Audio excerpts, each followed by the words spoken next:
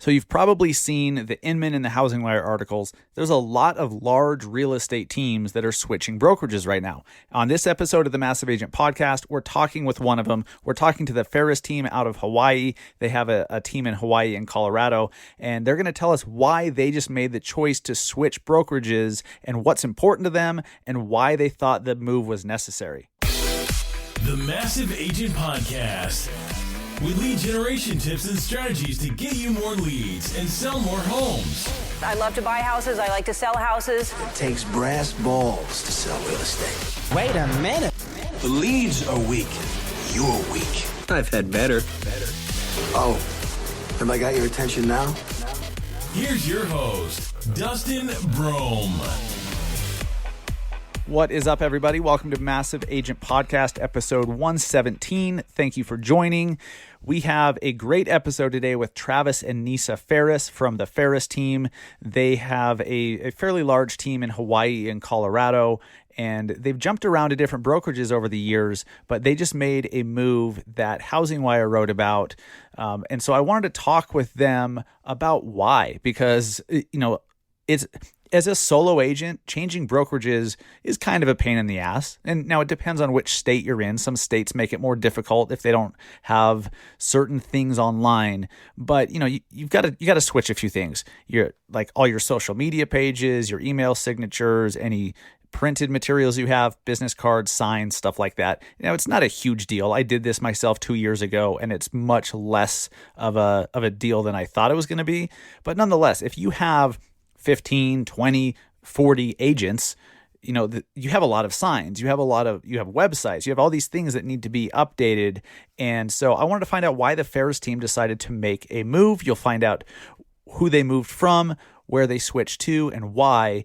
And I think the reason why they made the choice that they did when they did will resonate with a lot of you, especially right now during this crazy coronavirus, freezing of life. They want us to just freeze our life. It's wild, but I've had more past clients in the last few days reach out than in the last 3 years. They're like, "Hey, I hear interest rates are low," or "Hey, I think I'm going to buy a house now." Or I want to sell my house. It's nuts. So I have all this new business at a time when you think the world is collapsing. Spoiler alert, it's not. It's not even close. And guys, I'm just going to say this. Well, there is so much opportunity that is being created right now on so many different levels. You just have to put your emotions in check. You have to think clearly. You have to think positively and optimistically. And then you have to do. You have to take action and start doing, even if you're not exactly sure what the end game is or what the final steps are. You know what the first few steps are. You have to do them. And I'll dive more into that in a second. For those of you guys new to the Massive Agent Podcast, welcome. My name is Dustin Brohm, your host. I am an agent myself in Salt Lake City, Utah with eXp Realty. I'm the co-founder of the Industry Syndicate, Real Estate's podcast network. We have 30 different shows from the real estate, mortgage, and appraisal sides of our business. So if you're looking for a new podcast for real estate agents, for mortgage people, any real estate show, go to industrysyndicate.com. You can see who's a member of our network, or just go to the App Store. Just go right to the App Store or Google Play and get the Industry Syndicate app and check them out. And I'm also the founder of the Massive Agent Society. That is our one agent per market lead gen program. It's all about teaching you to master lead generation so that you don't have to pay Zillow or Realtor.com or someone else who's going to, you're going to have to pay for your ad spend plus pay for their services, not to mention you have no control over what they're doing and how they're doing it. I teach agents how I became a master of lead generation through Facebook ads. And that's what our program's about. We accept one agent per market, so you have a unique opportunity to claim your market forever. And if you listen to last week's show, I announced that for a week I would be for the annual and the lifetime membership options, which is much less if you break it down per month than the monthly month-to-month plan. I was going to break it up into payment plans, so you could break it up into 4 payments if you wanted to take advantage of annual or lifetime pricing. Because of all the craziness, all the uncertainty, all the insanity, and speaking of insanity, guys, as I'm recording this, we've had about 60 earthquakes in Salt Lake City today. The first one was a 5.7 that shook our asses out of bed, freaked us out pretty good. That's not a small quake. I know it's not huge, but it's good. And we've since had a few aftershocks that kind of freaked us out. So it's been quite a day on top of all the coronavirus craziness. So with all of that, I'm extending for one more week the ability to do a payment plan to break up the annual or the lifetime options into 4 different payments. Go to massiveagentsociety.com, find out if your market is even available, find out what our program includes, get more details, and you can take advantage of the payment plan there. massiveagentsociety.com. And I'd encourage you guys, do it before a competitor in your market does. I hate getting the messages from people that are like, oh, I'd love to join, but man, it looks like it's taken. I'm sorry. As long as there's an active member in your market, you can't get in. I'm sorry.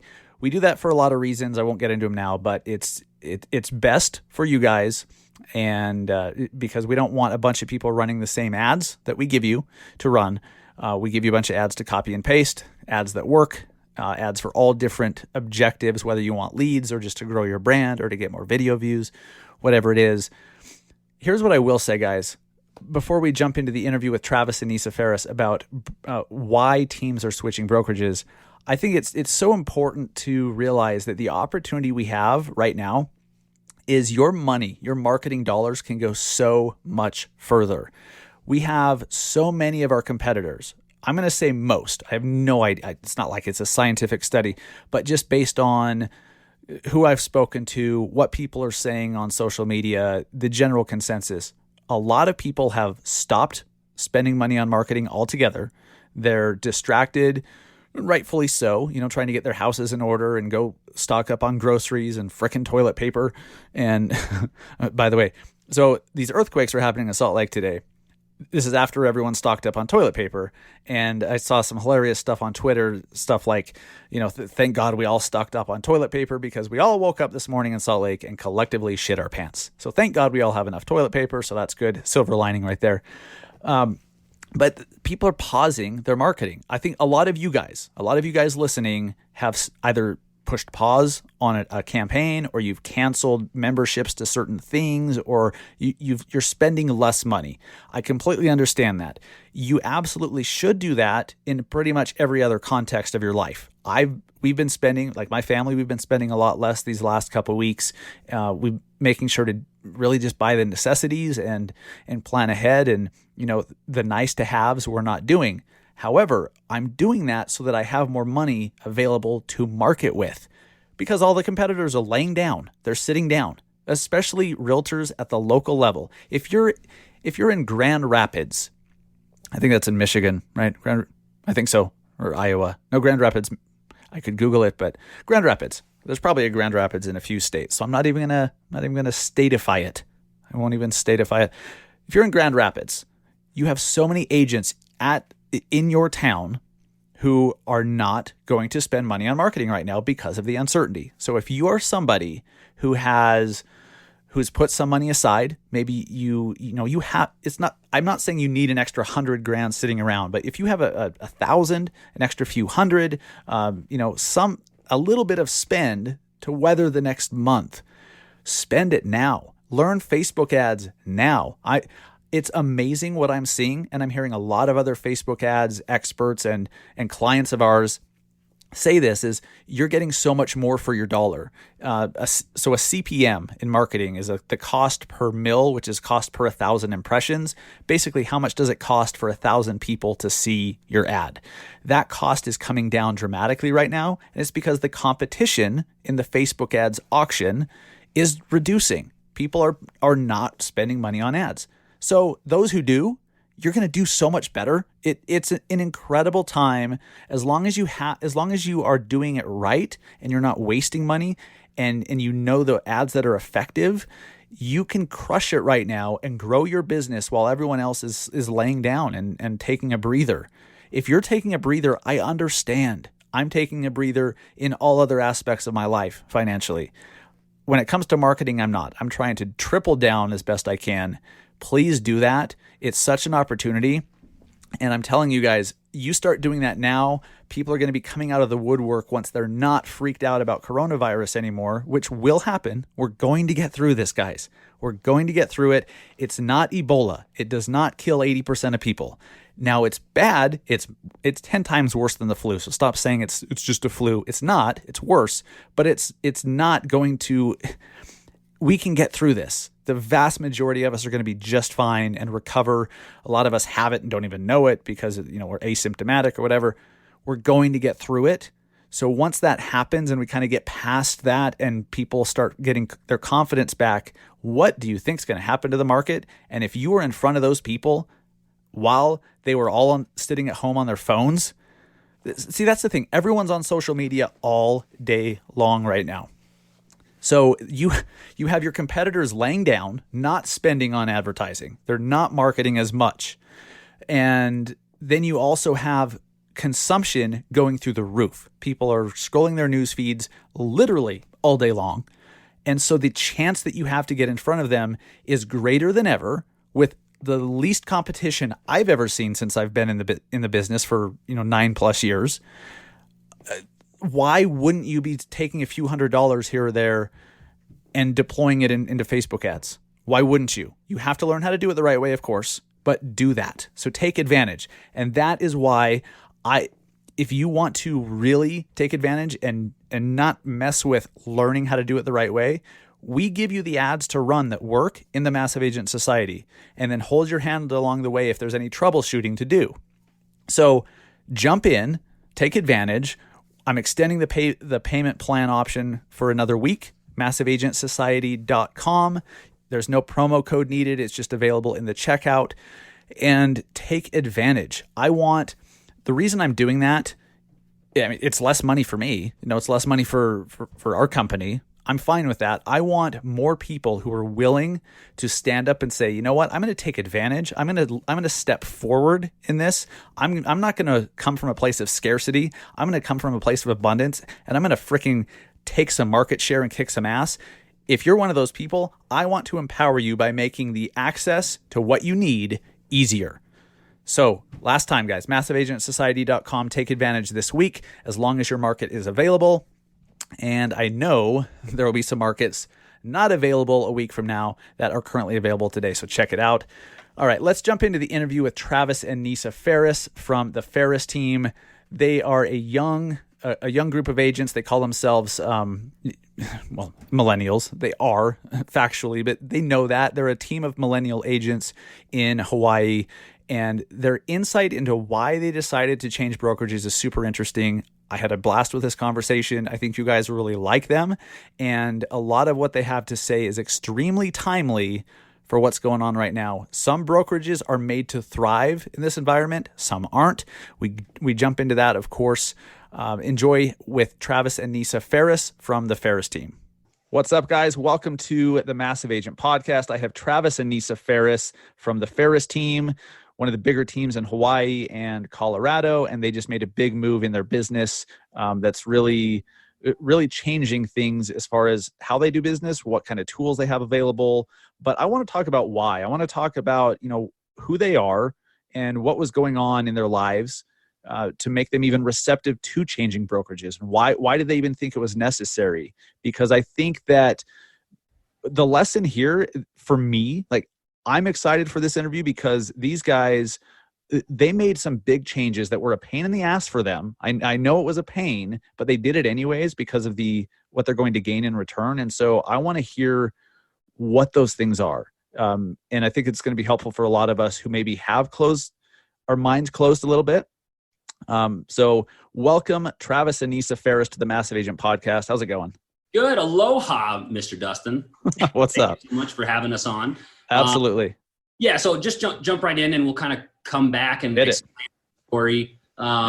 It wasn't a choice of if we had to make a move. It was a choice of, with the changing time, technology, we have to make a move. I don't know if we should talk about specific company names and things like that, but it's relevant. I mean, if you look at let's just call it the standard model, and you look at certain companies' stocks, for example, over the last 10 years, some of these standard model brokerages, we'll call it, were trading at 60, 70 a share, and they plummet down to over 10 years down to $4 a share. And not necessarily like I'm a stock advisor, but when you look at the standard model and what they're doing, the stock is, in my opinion, translates into their value proposition.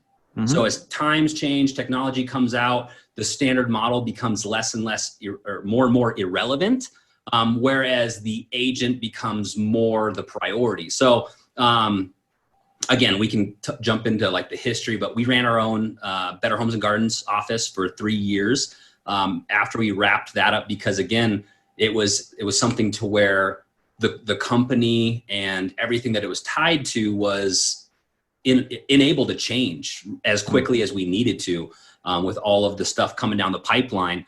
The coronavirus that we'll hop into it towards the end, it's just a catalyst. It's like throwing gasoline on the fire, and it's really just magnifying what was already there, to tell you the truth. So. Interesting. Okay, interesting. We'll definitely dive into that. But why don't you tell us, so how long have you been agents? How did you start? You have teams in 2 different states. And I know you have aspirations to grow it well beyond those. How did you guys start out? Like, how did you get to the point you're at today? And give us a little insight into your business and what does that look like? Absolutely. No. And first of all, introduce Neessa. So Neessa, if you want to introduce yourself, she's really like one of the critical backbones of our business. And again, EXP is really like a skeleton, and it's amazing to plug into. Neessa's kind of that for our team, to where it's, when you look at job descriptions, you're like, well, what does she do? She really helps us like carry out the vision, marketing, branding. And when I was solo agent, I was probably doing like 15 to maybe 20 million a year. And then she came in and helped us double it easily that next year, about 40 million. So yeah. She's like director of operations. Well, thank you. And like, we're super pumped to be here. I've been listening to Dustin's podcast for a while now, because this is kind of how we built our career. And I think it's important for people to know that like how we started and where we came about. So Travis was getting started, and he actually started at Keller Williams in Hawaii before it was a bigger corporate shop, and they brought in corporate. And I was actually in the escrow business. So my entire background was always kind of agent-centric, and to where I was watching what agents were doing to succeed in the marketing department pretty much. And then from there, I kind of translated it into our business. And then from Keller Williams, we switched on over to a small mom and pop, an independent brokerage that had about a handful of agents. And then from Was this there, still in Hawaii? Were you guys only in Hawaii at the time? Yeah, correct. Only in Hawaii. Okay. And then from there, we outgrew it. And so we wanted to try something different. So we hopped on over to an indie brokerage called Hawaii Life. They have an innovative structure. To be completely honest, that was one of the most innovative structures that we actually have seen. And looking back at it, knowing all that we know now and learning all that we learn now from owning our own brokerage, that model is kind of like in between what we would call old school and new school. But we outgrew that too. And so this whole entire time we're growing our business, we're servicing about 80 transactions to 100 transactions a year, and we still can't find a home. And from there, I think that's when we really started to look at the brokerages and be like, well, we should start our own, because if we can start our own brokerage, then we can control the culture and really service the agent and really service the client. And from Hawaii Life is where we started our own Better Homes and Gardens brokerage, which is a Realty company. And I think that's really when the curtain opened for Trav and I, when we were like, this model's not going to work for the agents of tomorrow and for the younger agents who are creating their business in new ways. So I'm going to hop back real quick and like caveat onto what Neessa explained as well. So yeah, we started with nothing when we got into the industry. We're not from Hawaii. I was actually never military, and we were able to build and grow literally from nothing. Like I remember we were putting the real estate license exam back in like 2010, 2011, like on our credit card, because we were like, oh God, we got to do something different and make this work. So just that, like, we weren't plugged in. We didn't come from multi-generational real estate. We really had to like claw, scrape, and create and niche ourselves into that industry. And that, so literally we came from nothing. Neessa went into escrow. I started into real estate again, at the mom and pop shop. And then we went to a different brokerage as we hit the ceiling. Because literally, like at the first indie brokerage that we went to, we were like, hey, we want to grow a team. And they were like, you're not allowed to grow a team. Like they literally told us that we weren't allowed to grow a team. So we're like, okay, well, let's explore the next opportunities that we could. And then hopping it, like ended up at Hawaii Life for a short amount of time. And again, they were a innovative-ish company, which is, realistically, they're one of like Zillow's biggest purchasers. So translate that into how innovative are you and how much market share are you purchasing? Right. Gotta keep that in mind. And again, I will not put a filter on. So like, you know what I mean? Feel free to filter me if I need to, but I'm an open book. Not on my show, my friend. Fantastic. So yeah, we got to the point where and again, to put some juice into that is we were in we want to rule the world mentality. Let's open up our own brokerage. There's a reason why people own their own brokerages. Let's open ours. Right. So there was a lot of ego involved in that decision as well. But after running it for 3 years, again, our business partner, they ran a great shop for them. And he had been kind of doing it for 30 years, nothing but respect for them and their operation. But when we were kind of looking at stuff and how much time they have left in the industry versus how much time we potentially have left, it was one of the things where we have to be ahead of the curve with the technology and where the industry is going. And if we didn't, I always say it's the theory of evolution, basically adapt, migrate, or die. It's like you either need to adapt to the changing environment, go to a different industry altogether, or fail. And failing is not an option. Going to different industries isn't really an option. So we have no other option besides to adapt and innovate what we're doing. And at that point, we made a really tough decision because, again, we were so heavily invested. I mean, like heavily, like everything that we had, we basically put into this operation. And we kind of parted cordially after 3 years. And then again, we popped over to Century 21 because we were friends with the owners. And we knew it was kind of like a temporary landing spot to go. But again, I told them right when I first went to their operation, I said, I'm not a fan of Realty. There's a reason why we left. And I'm not a huge fan of Century 21, but I like you guys. So we went there for a bit. And then again, we're also looking at some other innovative channels that will be coming down the pipeline in the next 6 months to a year. And that is where we really fell upon the EXP structure. Just to be super straightforward and transparent again, EXP in Hawaii had a certain stigma or reputation. As being a broker owner and team leader, I try to know all the competition and all of the different models so that I can explain it and see if it has better value than what we were offering. So I knew of the XP model kind of, I don't want to say inside and out, I knew of it. And again, with the reputation of like recruiting and stuff like that, it didn't seem like a great fit at the time. Over the past couple of days, I've also been thinking, just to throw this in there, if you go to any Realty conference, what is the number one thing that they're going to say to do? Recruit. Yeah. What is your problem? The number one answer for your problems is to recruit. And then they're the people that slam on EXP people for recruiting hardest. Yeah. So. I know what you mean though, because even though I've been with EXP for a couple of years now, or just about two full years, that also gave me some pause when I first decided to make a move. And it was the first brokerage change I'd ever made in my career.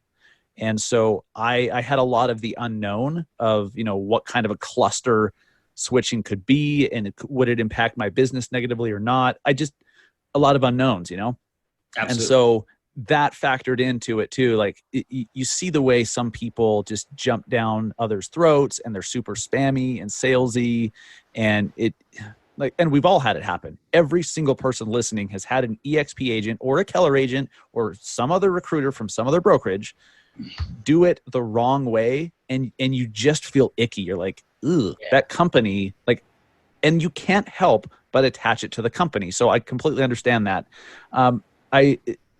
What's interesting to me is when I made a change, I didn't have perspective of what a change looks like.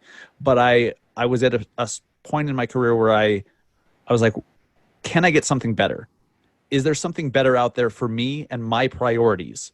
And it wasn't until I became open-minded that I was receptive. Before that, it was like, I'm only paying $4.99 a transaction. Why would I ever leave? This is fantastic. Well, I didn't get shit for it. And I certainly couldn't create recurring income. And, it wasn't a publicly traded company, all these things. So you guys have made multiple brokerage changes. Yes. You guys have seen the differences between them. So I want to ask you, what, and this is not an EXP question, but overall, to the agent that says, the brokerage really doesn't matter to the agent. It's all about what you personally do. Is that accurate? Is that partially accurate? What are your thoughts on someone who says the brokerage doesn't matter for you?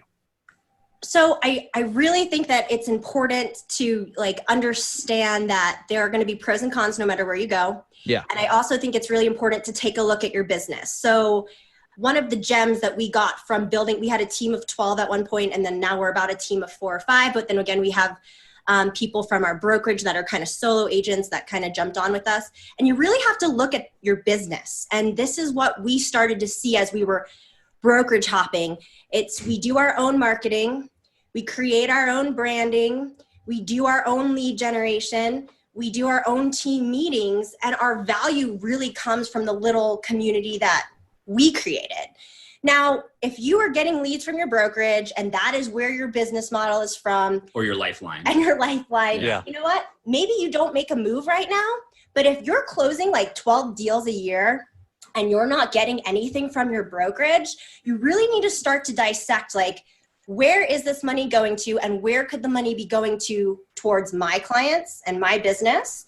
And you really need to kind of just break it down in terms of your P&L. And that's what we started to do. We started to look at our Excel and be like, all of this business is coming from funding or marketing efforts that we are providing. And the brand wasn't doing it for us. We were creating our own brand. The people who are working with us wanted to work with our team. It wasn't necessarily the company anymore. I think after 400 or 500 clients, I had one client walk into our office and said, I want to work with a big name company. Yeah, one client.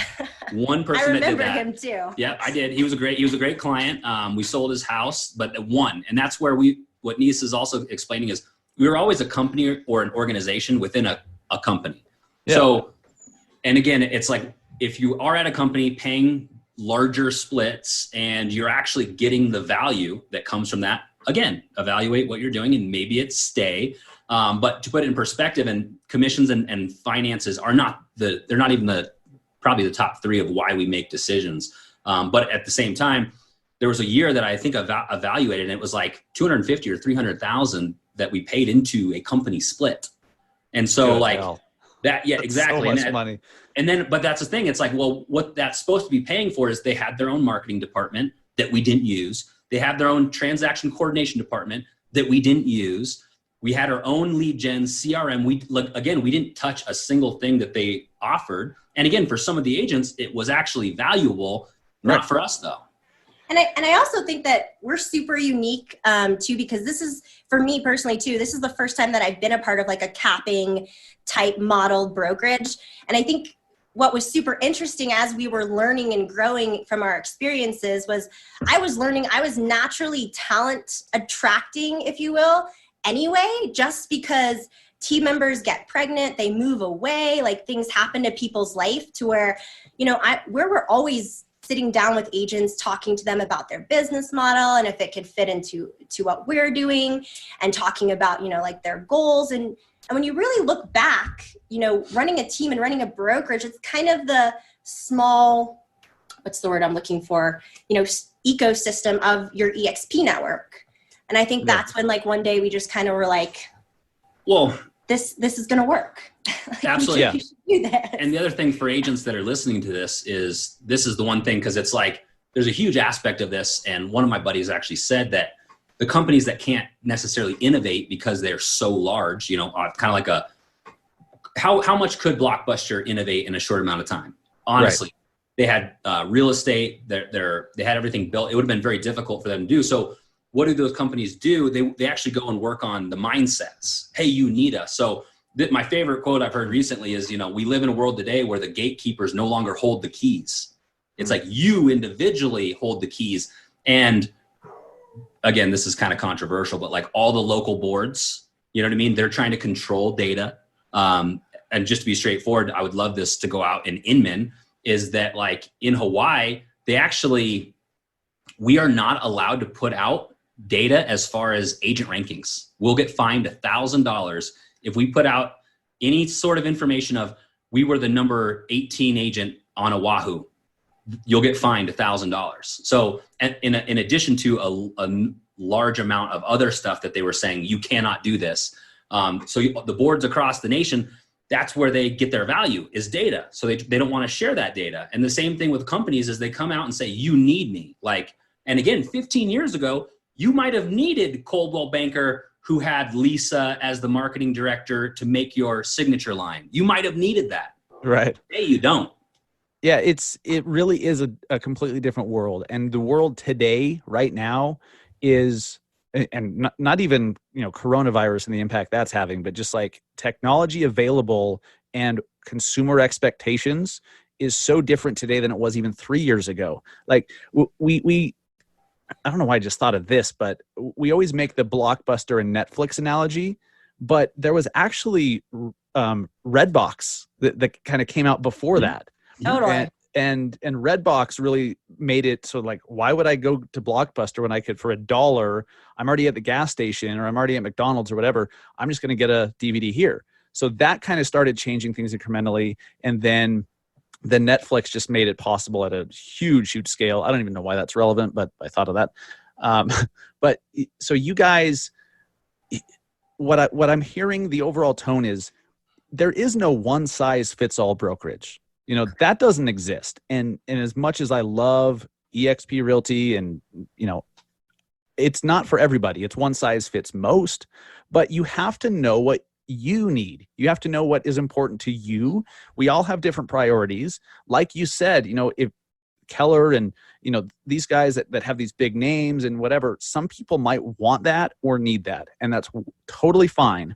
But do you think that a lot of people, do you think that most agents are thoughtful about their situation and value and what they could have their hands on, or do you feel like there's this, like, people just put their team jerseys on? Once they get on a team, they put the team jersey on and their mind kind of shuts off? I think that's kind of true. You guys have been around the block a lot more. Is that accurate? Yeah, it's I don't necessarily think it's a team jersey thing. Just to be straightforward, it's a fear. It's they don't want to make waves. Because I had to kind of get over this, is again, because I came from a great family, but again, wasn't handed really anything into college or afterwards. So we got to a point where we finally were hitting like these income levels and a certain lifestyle to where you kind of attribute that to the choices you've made. Well, okay, well, maybe my lifestyle and the income I'm making is because I'm here. So if I leave, it might put that at jeopardy. So that's one of the major things. And then just to be straightforward as well, people don't like making waves. You know what I mean? Because if you're actually pushing it and you make a move, there's going to be a little bit of backlash that kind of comes with it. Yeah, Totally. and the pain in the ass of switching, I know that holds people back too. That held me back because I didn't realize, like, in Utah, it's all online and switching brokerages was so easy and fast. I didn't know. I just didn't know. And so I thought it was this big deal and it would cost me all this money, and it wasn't.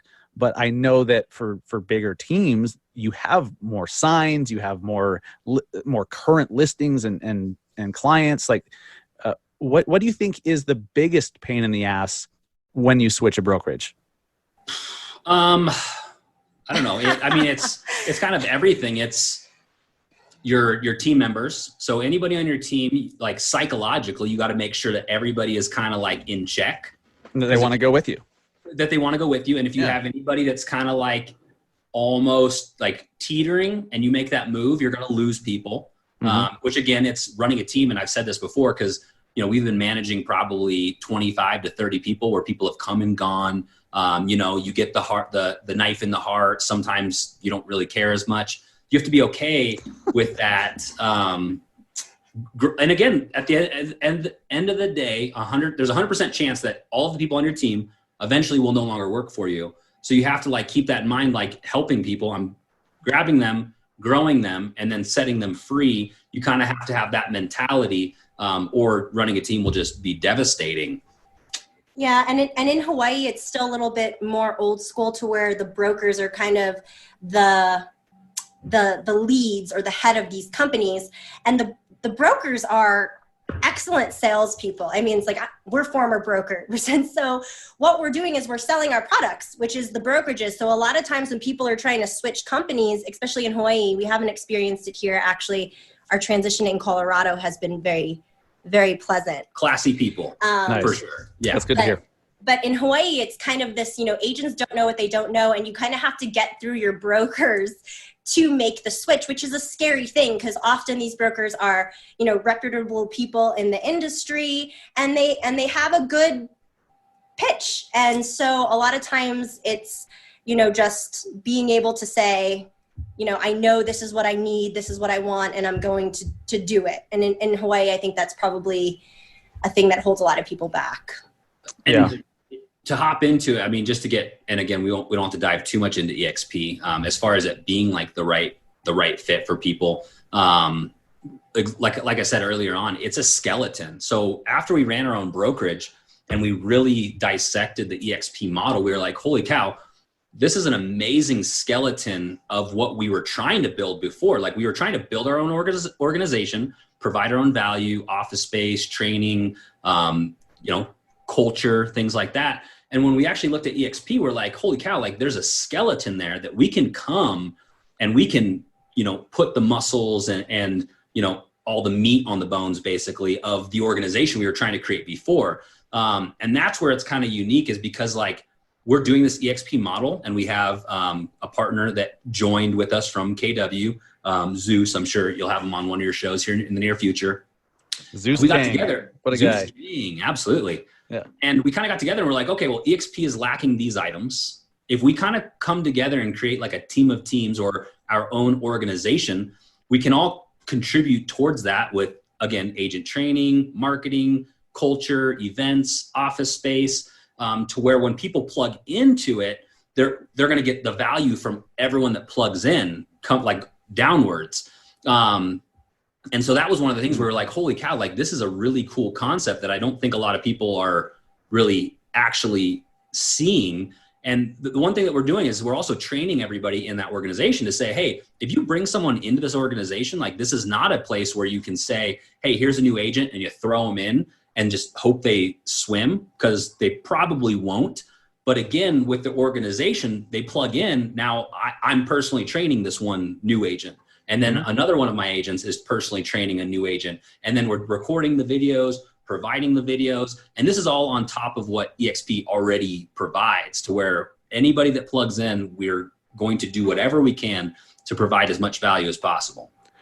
Is it fair to say that you guys would be doing that no matter where you landed, no matter which brokerage you chose, but you just thought that EXP for you made it the most financially appealing, let's be honest, Absolutely. The most lucrative, and with the fewest limitations and handcuffs? Because it seems very important to you guys that you can collaborate however the hell you want to collaborate, whether that's a team member or a completely different team, a competing team. If you want to be able to do some marketing together, you don't want to take slack for that. So I respect that about you guys. Collaboration is so important that you changed everything so that you'd be free to do it. Absolutely. And exactly what you said, it's like the walls just came down. Because again, like if you're running a brokerage, you either fit into our brokerage, and if not, and you leave, go away. You're now competition. Same thing with a team. You either fit in the box. If you don't fit in the box, you're kind of like, okay, well, you're kind of competition. You can stay at my brokerage, or you could leave and then go away. Again, you're competition. The walls just come down here with the organization, to where people come in, they might be on your team. If for some reason, again, you grow them and they want to fly free, you say, fly free, young bird, and they stay in your organization. I'm still mentoring them the same way I would before. And again, it completely changed the dynamics of what we were doing before, to where, again, the walls just kind of came down. It's pretty cool. Totally.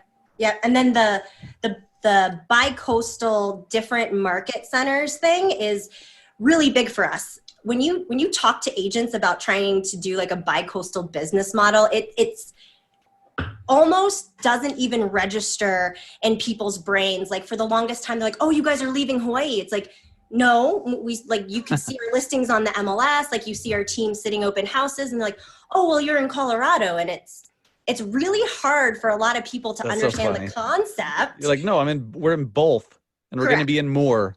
Correct.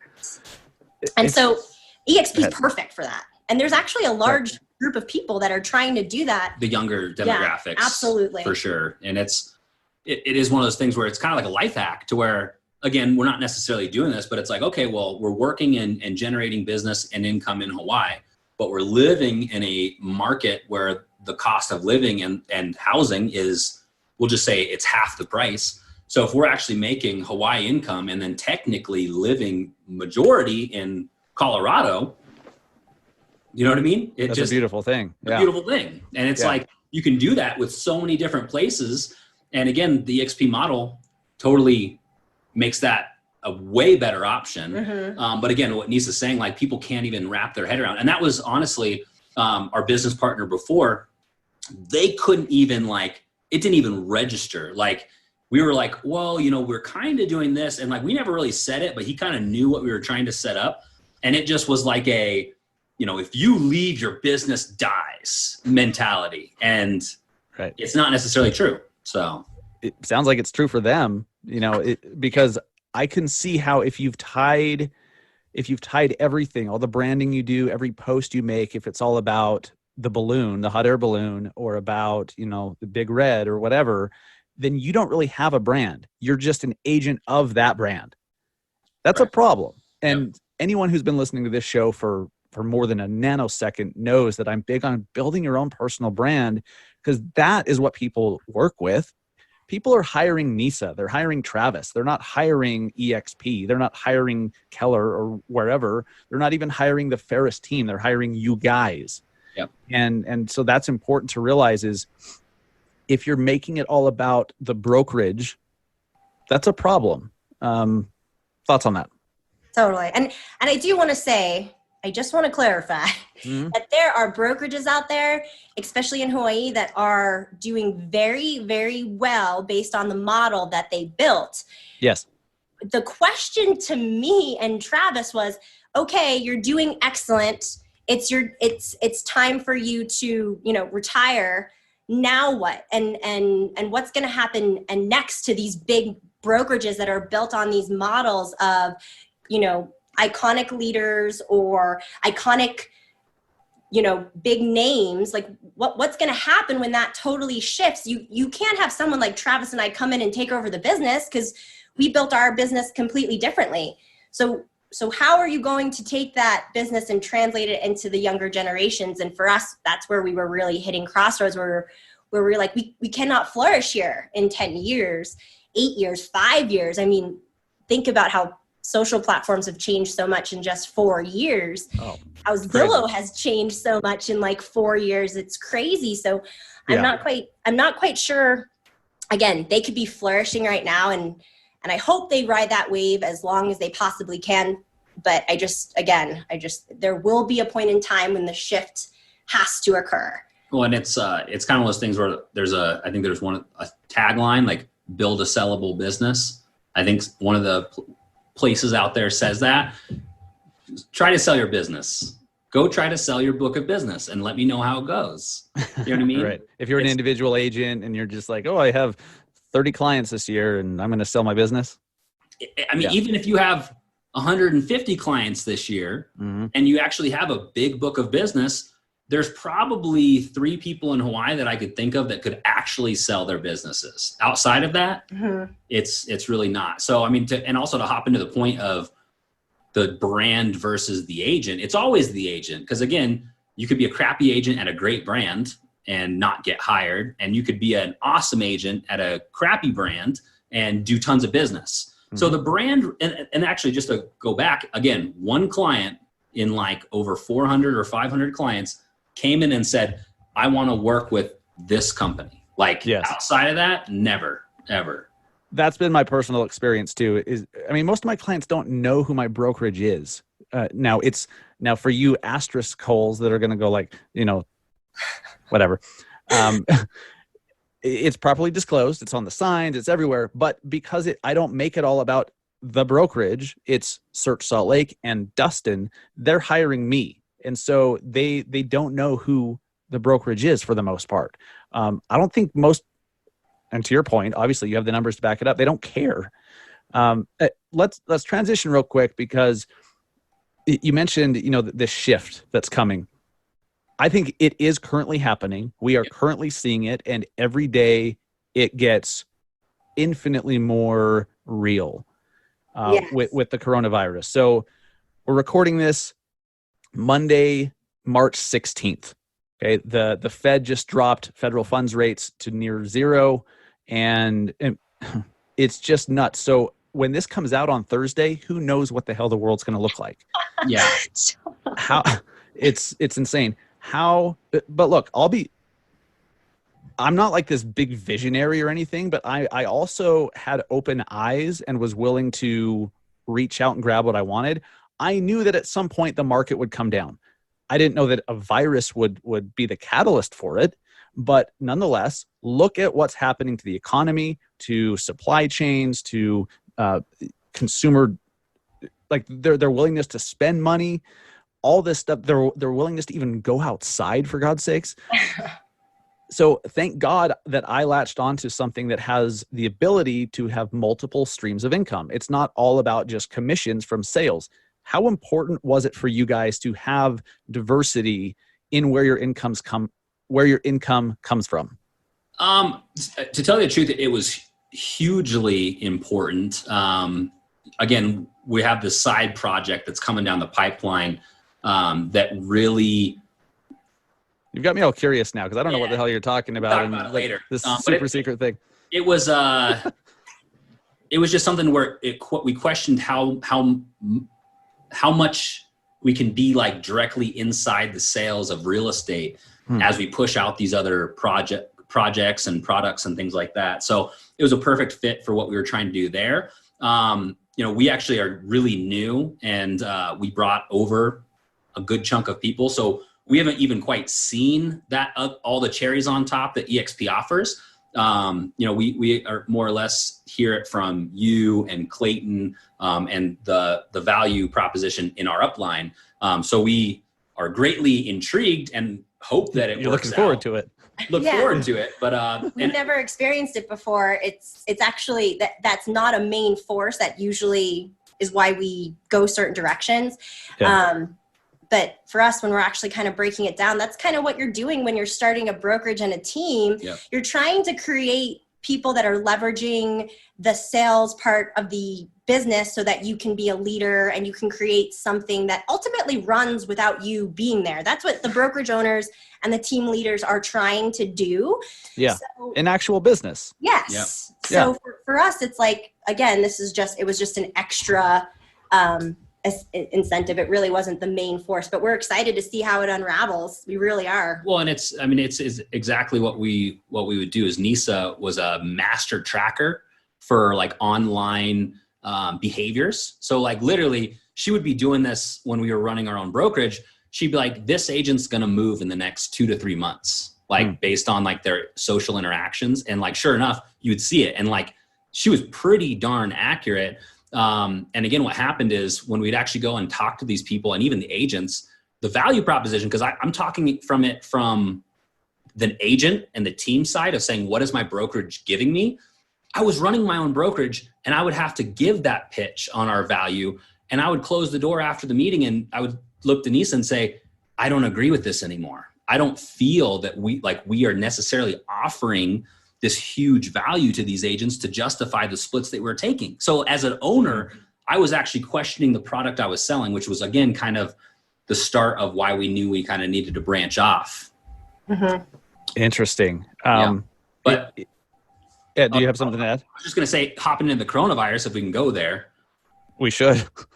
I wish we didn't have to, but we probably should. So I guess my thoughts on that is interest rates are historically low. You know, they're kind of priming the pump, you can say, kind of what they did in 07 right, or 08 when they were trying to like do that like emergency shift. Mm-hmm.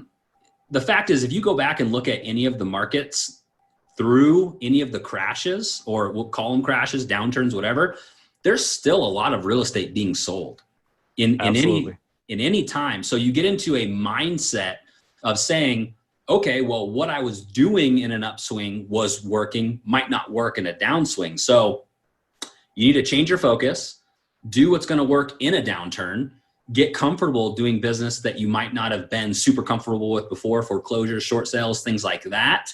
And then again, just changing your value, changing the value proposition you now have for the clients. And then again, hard work. You know, if you have to work twice as hard to hit the numbers you were hitting before, wake up earlier, stay up later, do what you need to do to ride the wave. Yeah. And I think actually I feel great about the way that this business model is helping us, you know, handle things like this. So we run a brick and mortar brokerage in Hawaii. There's a hurricane. We have to send out emails, close up the office, tap into the insurance, you know, like postpone meetings. And, you know, we're just cruising along. We're having Zoom meetings today from home. Everybody's from home. I'm looking at our team calendar, and our team is still going to, you know, home inspections and meeting with clients in Starbucks. And we're really now free and able to do what we do best without all this heavy restrictions. And, you know, we're just going to stay consistent, and that's how we're going to, you know, stay steady. We're just going to keep doing what we're doing and act like nothing's, you know, affected, because it's not affecting us right now. Great advice. I know that there's a lot of fearful people out there, and I mean, look, I have kids. I'm concerned about like what happens if there's like a run on the banks or something like that. Like Absolutely. That can get crazy. But as far as the business is concerned, whenever there's these giant events or these giant shifts, the opportunities that emerge within them is crazy. And so you really have to, and I'm talking to myself here because I have to consciously do that. I have to like control my emotions. I have to push certain thoughts or worries out of the way so that I can be productive and move forward and realize there's actually people relying on me. There's actually people that are listening to me that I have a responsibility to. With that responsibility, guys, it's not all about playing defense. It's not all about playing defense. You guys talked about some of the things that you're doing just to like operationally, like you're doing more Zoom meetings, but it's still kind of business as usual. You know, all the technology is there. It's amazing that those who were doing the right things over the last year, 2 years, 3 years are now being rewarded for that. Imagine had you never worked from home, you had no idea how to operate Zoom, you don't know how to do electronic contracts or anything like that. You're all paper and face-to-face. Yeah, that sucks. Absolutely. You're going to see a business disruption now, aren't you? Yeah, totally. For sure. And just to get straight into it, it's with the Colorado expansion, we actually had been doing the Zoom meetings. And we probably, even before that, we'd have like business trips that we would run the team meeting on Zoom. And afterwards, I swear to God, after the Zoom meeting, I was like, that meeting felt better than our in-person meetings. And I remember like so clearly, all of our in-person meetings, like all the agents would be on their phones, half in, half out. On Zoom, everyone was engaged. And then when I'm running it, I'm poking on people and saying, okay, Pume, I want you to answer this question. And I would literally go around to where it was actually more engaging than the in-person meetings. So they were better. Yeah. And I love your point, Dustin, because it's so accurate, because people who are using, you know, collaborative communication apps and project management tools that are all online, like, again, we're not really, I mean, besides what's going on in the crazy world, our business we're not feeling it. We're continuing to go as usual. And so you're right. The time is people are being rewarded for their technology enhanced changes in their business. Yes. And another opportunity that's emerging is so many other agents. I'd say it's probably most. Like if we're all being completely honest about our level of concern or worry about the economy and our businesses, I think probably 80% of agents minimum are really worried. What that causes to happen is people pull back. They start to play defense. Yes. And that's totally understandable. I'm not saying you shouldn't be defensive in certain ways, but when all your competitors are sitting on the sidelines and they stop spending their marketing dollars, they stop running those ads, they're sitting down. There's no rule that says you have to sit down next to them. It is the best opportunity right now that I've ever seen since I've been in the business to make a dollar go further with marketing. If you know Facebook ads, those who have not yet freaking learned Facebook ads, it's mind-boggling to me. $1 can get you 100 views on a video. 100 views on a video for $1, maybe more now. And so everyone's at home, everyone's on their phones, everyone's looking at their news feed. Why aren't you showing up in front of them as often as possible, spending more money on marketing, having that dollar go further while all your competitors are sitting on their hands? Yeah. Now, I'm not saying spend your food money, but hopefully you have something set aside or you have a little bit extra. Spend that on marketing. Do it. Take a course, hire a coach, do something now. That opportunity it's mind-boggling how awesome it is. And so I'm like, how can I spend more? Like, how can I do more? That's what I'm trying to do. Like, that is stressing me out more than anything, is how can I do all this awesome marketing stuff that I want to do now during this opportunity? Because everyone's sitting down. I love that. Totally. Are you guys, have you seen a big pullback from competitors with their online presence and all that? Or it might still be a little bit early, but I know a lot of people are just like, I don't know what to do, so I'm going to just going to sit back and wait. So over the years, I would always be able to tell very easily, because we actually used to do a lot of stuff with Zillow. Getting started in a market that we're not from, it actually did help us. Blowing up. Basically, yeah. Sorry. It helped us kind of track everything, but I could tell based on Zillow how all the competition's going, because they would call me and be like, hey, this is the price and these are the availabilities, where you're like, okay, it's open. You can tell a bunch of people are pulling out of it and they're trying to fill it up. Or if you're like, hey, I want to go into this other zip code, they're like, oh yeah, we're sold out with, people on the waiting list. And you can kind of tell based on that, a lot of times how your competition's spending marketing wise. Yeah. But even on stuff like Facebook, you can see people advertising. So it's easy to track, but yeah, it's like the market share. So we would always be like just over 1% market share, I would say, on Oahu. And so the goal is on the downturn to be smart with your money, still spend it, but try to maintain that 1% market share, because that 1% market share, when everyone goes down, will now turn into 4%. And then you try to maintain that when the market comes up as well. So yes, it's such a crazy opportunity. I do think that this opportunity is going to last for a while, but at some point, look, today they're announcing in Salt Lake County, where I'm at, restaurants closed for dine-in. You can still take out and do drive-through, but this is going to ripple through everything. People will lose jobs. And so that can affect our businesses. Wouldn't it be nice if you had the foresight to build other streams of income that were not just you closing a transaction? It's kind of painful to think about, but I know a lot of my real estate friends and a lot of you listening are going to, at some point, not be able to make it in this business anymore because your business dried up because you were one-dimensional. Yes. And that's sad. And this is an EXP specific thing. The ability on the 21st of the month, every month, to have a check come in based on other people selling homes. That does not really, I know there's a couple other companies, but it's nothing like what exists at EXP as far as how lucrative it is. That in and of itself can save families. That in and of itself can allow you to weather the storm. But if all of a sudden your closings dry up and you have no other revenue streams, what the hell are you going to do? Totally. And I guess that's where we're new to this. Yeah. But again, it's like the opportunity that we actually saw when we actually went into that. We use it a lot, I think, at EXP, but it makes real estate fun again. So like in that one-dimensional agent, we'll say, again, I've been doing this since 2012 now, so a pretty solid 8 years, helped a lot of people.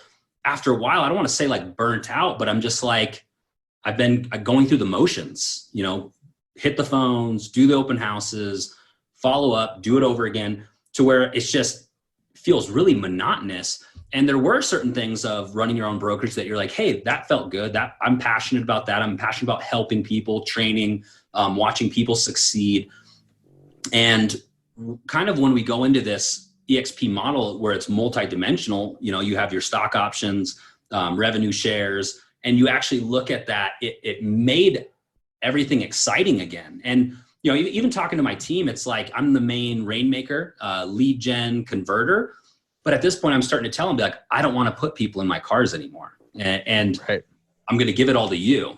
Everybody in the organization that's in Hawaii, like, here's my buyers. I might handle some listings, but it's like, I've been doing it for so long that it's like, here's your chance. Like, I did it for 8 years. You've done it for a year. You've got 7 more to go, while we kind of focus, again, people talk about it on the business or in the business, to where at this point, I really want to start working on our business and saying, hey, agents, how can I build this organization to better help you? How can we expand marketing, branding, digital, to help you, again, almost like an owner level, as opposed to being like, hey, yeah, I got a lead gen like crazy. I've got showings all weekend long, which again, I enjoy that. And I will pick up stuff here and there just to stay relevant and current in the marketplace. And I enjoy helping people. So I'll take a buyer here and there, but 99% of them, I want to pass down to the team and the organization and really build this thing out. Interesting. Yeah. There's something that happens to those of us who are entrepreneurs. We've been in the business for a while. I think part of it is we see what kind of businesses others have built, or we see the results that they have, and you're like, well, shit, that's possible. How can I get there? That's in alignment with what I'm good at and what I want to do. And yeah, I got to that point as well where I'm like, I could just keep helping one client at a time myself, or I could leverage other people's time. There's so much you can do, but you have to open your mind to it. I really feel like this time right now, with so much uncertainty, even still, like this is still just getting started. And the ripple effects, we have no idea what those are going to look like yet from the coronavirus. People are going to be negatively impacted. And so I think it's Warren Buffett that says when the tide goes out, you can see who was skinny dipping. Yeah. And I think we're about to see who built something sustainable, built something that has multiple revenue streams and wasn't so one-dimensional, those that were doing the right things. We're about to find out who those people are. Do you think that there's still opportunity for those that they're like, oh shit, I'm going to just take advantage of this now? Or do you think it's too late? As far as the up market or the changing market? Yes. Just growing their business right now, while there's so much uncertainty and so many competitors are sitting down and playing defense. Yeah, absolutely. I guess the same way that, I can't remember who said it, but wealth is basically built in economic downturns. That's where like the majority of the wealth of America is actually created. The same thing can go for your real estate business. Hey, agent who's been doing the same thing for 15 years, we're about to change the entire world that it as far as business goes. If you keep doing what you're doing, you will suffer. However, we're doing something a little bit differently that you might be able to plug in. Basically, we're going to be able to ride the wave out with this current business model versus you doing the same exact standard model thing and hoping and praying that business comes. And I mean, I don't think it's ever too late, but I'll definitely say that it's not getting easier. We've been working on our Facebook pages and our digital platforms since the very start of our business. When I see people coming in now trying to get traction in a saturated market that it's a little bit more pay to play than it was like 8 years ago, I just want to scream and be like, move faster, like do it faster and do it now, for sure, in terms of like getting out there online and other lead generation methods besides, the traditional ways, for sure. Those that really get busy now and they learn a new skill, Facebook ads, they start content marketing to get, and then use Facebook ads to get more people to see the content. They launch a podcast, they start whatever, like now is the time to do it. You're grabbing up market share. It's a land grab is what it is. And those that are aggressive and those that are really like getting after it, you don't have to be the best in your market at doing a video or a listing presentation or whatever. But if you do enough of them, if you're out there and just getting in front of enough people, you're going to win in a big way, because all your competitors are just sitting down. It's crazy. And I understand it, but guys, please don't sit down. Please don't pull back on your marketing spend. Do more if you can. If you have it in the cards, please spend more, do more, because it's almost like it's going to be 2, 3, 5 times more effective than if everyone was still doing it. Totally. Absolutely. Grant Cardone basically said it too. It's like almost double down in a downturn. That is the single biggest takeaway I got from 10X is, and I really believe that that's why we all know who he is today, is because the work he put in during 08 and 09, he spent more money on marketing and really became well known. Like, it's just, I don't know. I hope that people are hearing this and are willing to just get out of their own damn way.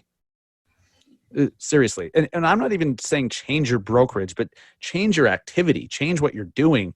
Maybe a brokerage change is smart, and maybe now is the best time. And if you get a little slower, maybe you have a listing or two cancel, maybe now is the best time. So you don't have it's easier to do, but just be aggressive and move forward. And you guys have done that. And I respect what you've done, and I like seeing how you've done it. I will say this is opinion that I think could be backed up pretty well with fact. I really think EXP is the perfect suited brokerage for the current environment. It's all virtual. And the right person, for sure. No doubt. All virtual. Everything. It empowers agents to collaborate. It empowers agents and financially incentivizes them to help others to be successful. That's what we need right now. And so I think that is a great solution. Like, if you're like, nope, it's not for me, awesome. I get it, but I can't imagine. I don't know. I have not seen anything better for the current environment. I know you guys are with me on that because you just joined. Totally with you. Yeah. And our team's super excited. And I think that's what we gauge as we move forward too. So our team is younger. We have some millennials and younger generations than that. And then we call it progressive minded people. And our team's excited. And it's like, and if you want to help your business out, hang out with some young people and see how they're interacting with their business, with the social platforms, and see what's catching their attention. They are pumped. I mean, we're seeing them just set appointments with buyers and sellers and set appointments with agents. Like, they just want to go out and talk about it. And I think that's a really great way to gauge, the future of it. It's the younger agents are pumped. For sure. Anything to add to that, Travis? No, I think she hit it right on. It's like the fact that my team, because again, the same way that I was feeling like, man, I've been doing buyers and listings for a long time. And it was feeling like monotonous, kind of doing the same thing. And nothing against any of the teams out there, but I see, as you run a team, you'll grow people, you'll lose people, and you kind of turn. And there's some teams out there that haven't changed what they're doing at all. And you see them basically lose the whole team, and they build the exact same team again. And then they lose that team, and then they build the exact same team, instead of being like, hey, why don't you learn from your mistakes, and maybe from that to where you're trying to change how you build the team to where you're not just keep repeating your same mistakes. And the one thing that we can say to that is you always evaluate your team, their energy, their attitudes, how they're doing, how they're feeling. And yeah, what Neessa said is like, our team is genuinely excited again. Like, people that I was like, man, I don't know how they're working out. They've all, a fire went under them, and I see them pushing and doing different stuff. So that to me was actually really exciting, as a leader as well. That's so cool. I think that this is just a giant wake-up call, which is not necessarily a bad thing. I think that is a great thing, because sometimes we just get so stuck in our ways because it's been working. Hey, I'm able to pay my bills. I'm able to, reach the milestone that I want to hit by just kind of doing the same old or half-assing it or whatever. And so this is a wake-up call that really allows us to take it to the next level. and a lot of us will be. I know you guys will be, and you're in the process of that, and it's going to be cool to watch. I hope that the majority of people listening are at least deciding today that they're not just going to sit on their hands and they're going to actually make shit happen. Absolutely. And I guess to kind of like wrap everything up, if I can give some advice, it's like, if you're not making waves, you're not going anywhere as a boat. And that's one of the things you have to understand. It's like, you know, on your deathbed, are you genuinely going to be like, man, I'm glad I stayed at that company? Or are you going to be like, man, I'm glad I really took that leap of faith and tried something new out? And then the other thing is, as you say, like, to create, you're saying create content, create videos, podcasts.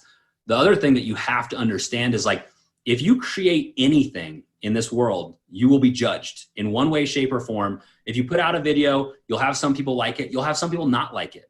And no matter what you do, you're going to have people like you and not like you. And that's not going to change. So don't let the naysayers prevent you from pushing out that podcast, pushing out that video. We've been pushing out a lot of stuff, and there's pros and cons to it. We've had some really cool stuff happen because of it, but we also, of course, have some of that negativity of people. The haterade is what we like to coin that term. You got to get over it. So.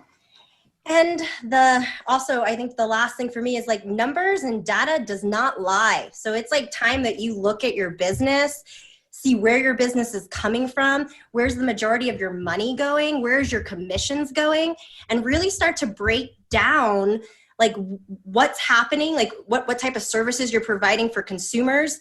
And I think if you pay attention to your business, you'll kind of see that, you know, it's like, do you want your commissions to go to a brand new conference table, or do you want your commissions to go to tools and, you know, marketing dollars to help your book of business and to help, you know, your network grow? And I think it's time that people really just start paying attention to data. Yeah, data, and that the conference table or back in your pocket, because it's like, you know, in a downturn, how does a 20% increase of revenues or your income sound? And again, it's like commissions are probably number 4 on the list. Everyone eventually tracks it. But again, it's one of those things where, like, if you are generating a large part of your own business, 20% extra in your pocket might be the difference that you need to get through the changing times. Yes. Love it. Love it. Cool, guys. I appreciate all your insight. I appreciate your willingness to share your story and just, you know, the behind the scenes of why you guys decided to change your brokerage, but also, like, just how you're doing business and what you see as important today in the industry is really helpful. What I want to do, I've never done this with 2 guests before. I want to do the rapid fire questions where you pick either or. I'll say one or the other, or I'll say 2 things, you pick one or the other, and we'll do it with both of you. This could be kind of interesting. All right. It's kind of like the Massive Agent podcast dating game, isn't it? Oh. Remember is that the show, the dating game, where you pick and your partner picks, and I think then you're like, oh, you're way off, something like that. Yeah, I don't know. No, that's not the dating game. I don't know what that is. The Newlywed Show or something like that. Yes. Right. I think so. I think so. All right, rapid fire questions. Facebook or Instagram? Insta. Instagram or LinkedIn? Insta. Ooh, it depends on the content. Oh yeah, it all depends on the content. LinkedIn's crawling up there, man. Are we saying what we enjoy? Whatever. I get more traction on Facebook for some reason than I do Insta. Neessa gets more traction on Insta. Nice. Well, it's important that you know the difference and that you understand that. Depends on the content for sure, though, on the LinkedIn stuff. Nice. Book or podcast? Ooh. I drive a lot. I like podcasts, I guess. I listen audiobooks and stuff. I feel like I'm cheating because I'm not picking one, but it's like I do my self-development on podcast and then enjoyable reads on a hard book. That's fair enough. Podcasts or audiobooks? Ooh. I go back and forth. Depends on what I'm doing and what I just want to intake. I think podcasts, man. I love them. I could just pick one. I could pick a short one. I could pick a long one. I'm a podcaster. Love it. iPhone or Android? Ooh. iPhone. Good call. Good call. I have both right now. How does that work? It's terrible. Jeez. Alexa or Google Home? Alexa. Alexa. Burgers or pizza? Pizza. New York or LA? New York. I think so. Oh, Alexa's talking in the background. Love it. Alexa, play the Massive Agent podcast. Getting Massive Agent podcast from Apple Podcasts. That's so cool. You like that? I love that. This is just a growth hack for me boosting my numbers. That's all that is. No, I love it. I love that. And I love this platform Alexa, you off. created. Are you guys sports fans? Yeah, like sports. Sure. NFL or NBA? NFL. NBA. College or pro? Pro. College. Now we're seeing some differences. Mountains or beach? Ooh. We don't want to pick. That's why we're doing this. Yeah. That's why you live in Colorado and Hawaii. Yes. Love it. Okay, fair enough. Podcasting or vlogging? Vlogging. I don't know. I think podcasting still audio is where it's at. I think that people can do multitasking with podcasting, where for vlogging, they have to be sitting in front of a computer. So I'm going to stick with my podcast. Nice. YouTube or Facebook Live? Ooh. Facebook Live I use more.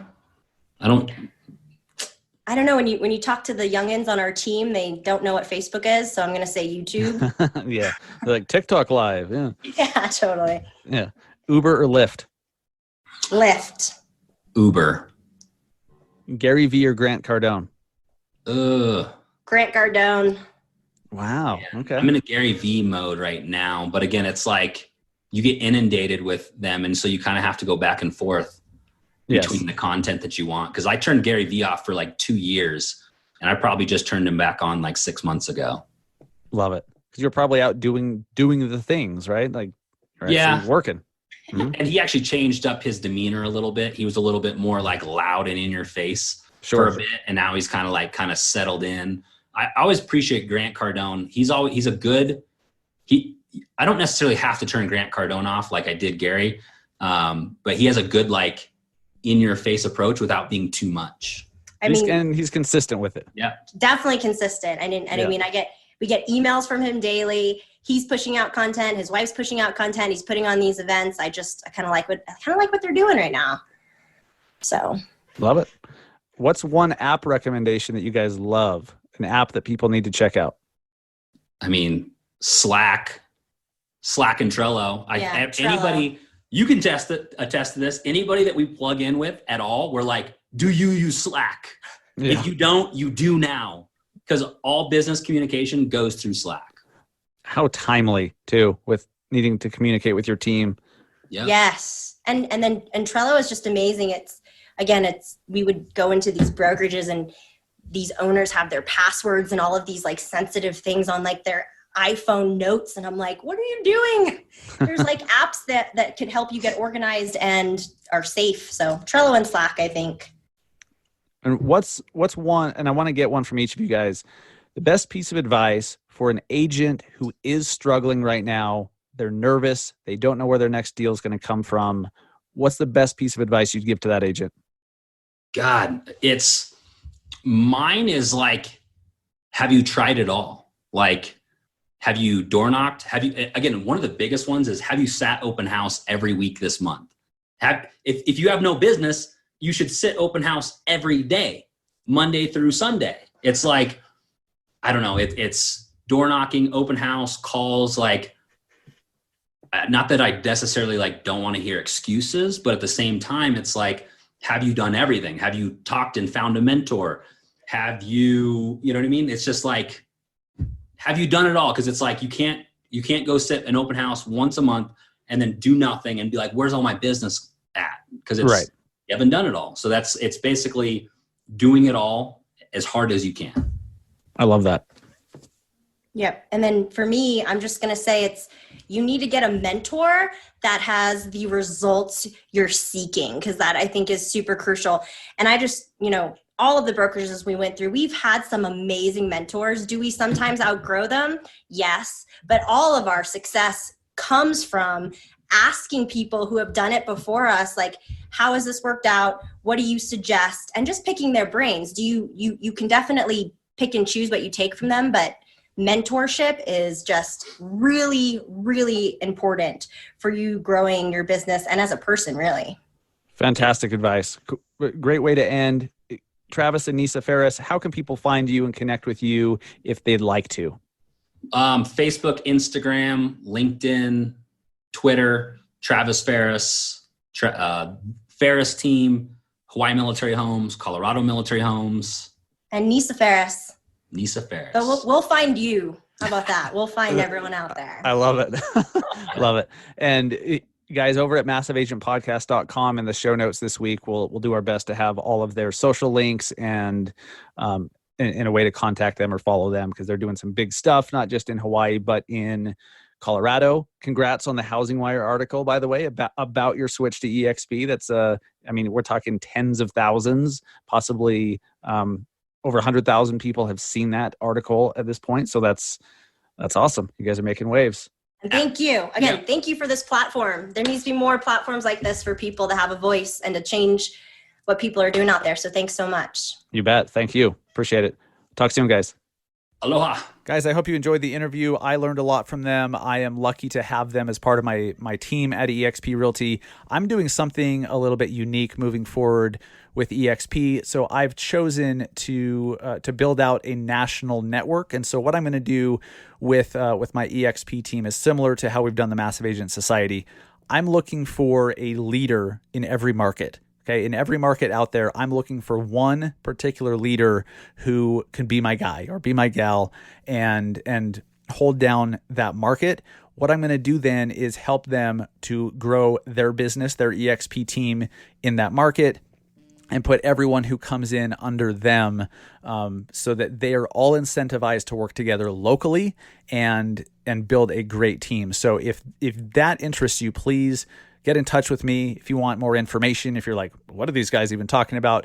Go to massiveagentpodcast.com/EXP and click play on the video. That video is a great primer, a great tool to get you up to speed on the business model itself. You got some context from Travis and Neessa and myself during the interview, but to really get all the information, go to massiveagentpodcast.com/EXP and then let's talk. If you want to be one of my market leaders, if you want to be the one who I choose for a particular market at EXP, and then I will help you personally to build your team in that area and put everyone else in that area under you, please reach out, DM on Instagram at Massive Agent. You could also on the website, massiveagentpodcast.com/EXP, right under the video, there's I embedded my Calendly link, my Calendly scheduling tool. So if you want to set up a Zoom call with me to talk details, you can do it right there on the website.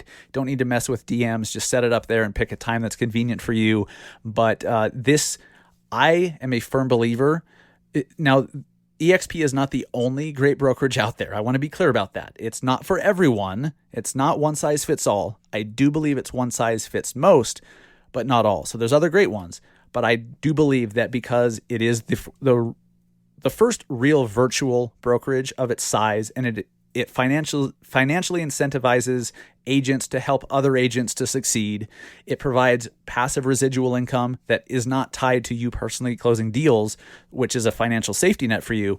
I think it is the perfect brokerage for this time right now.